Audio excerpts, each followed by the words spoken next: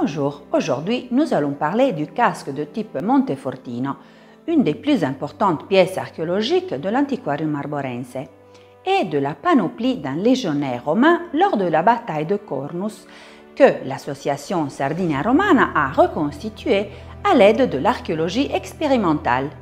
Dans la collection archéologique de Felice Cherchi-Pava, que la municipalité d'Oristano a acquis en 1970, apparaissent les fragments de deux casques en bronze décorés provenant de la zone située entre Sanvero Milis et Riola Sardo dans la péninsule du Sinis.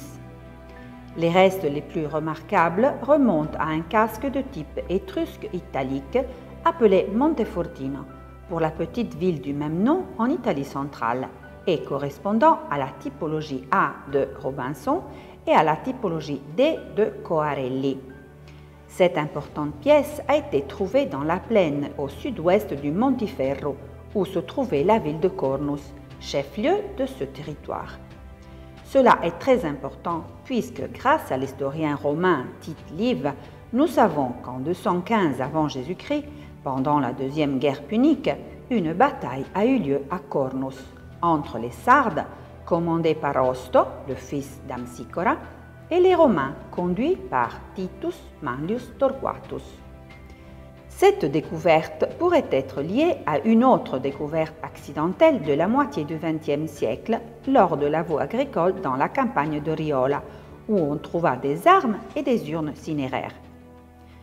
Sur une de ces urnes de production locale, qui date du IIIe siècle avant Jésus-Christ, est mentionné le nom du défunt Publius Caius.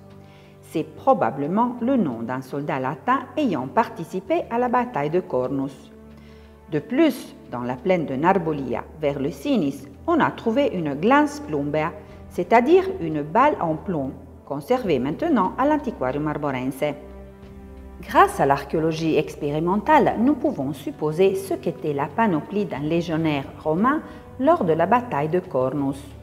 Le casque de type Montefortino, plutôt grand, est censé avoir un rembourrage épais pour protéger la tête.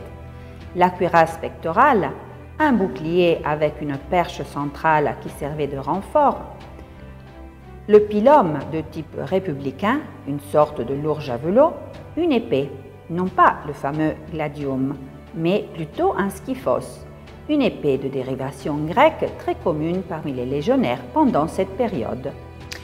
Merci de votre attention, j'espère que vous avez apprécié cette vidéo.